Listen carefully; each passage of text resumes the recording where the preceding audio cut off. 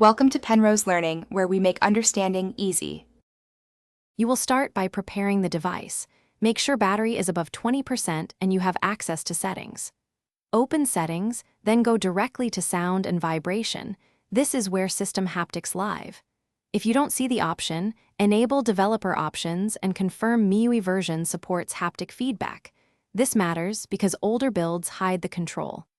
Once you locate haptic feedback, tap it to reach the specific toggles. This immediate action moves you past setup and into configuration, so you can adjust behavior next. You will now enable and tune the haptic responses. Turn on the main system haptics toggle. This powers all sub-features. Next, enable keyboard feedback and touch vibration independently so you control when the phone vibrates. If MIUI shows an intensity slider, slide to preferred strength.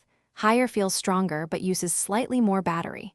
Test immediately by tapping keys and system buttons.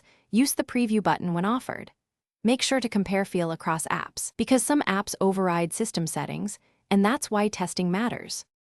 To finish, save changes and use the phone normally for a few minutes to confirm haptics behave as expected.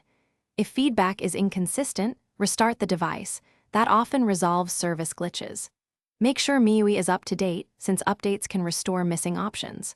If problems persist, reset sound settings before any factory reset.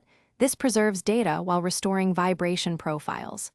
One key troubleshooting tip: if haptics are silent, check Do Not Disturb or Accessibility Vibration settings, because those can mute feedback unintentionally. Thanks for watching. If this was helpful, leave a like and consider subscribing. See you next time.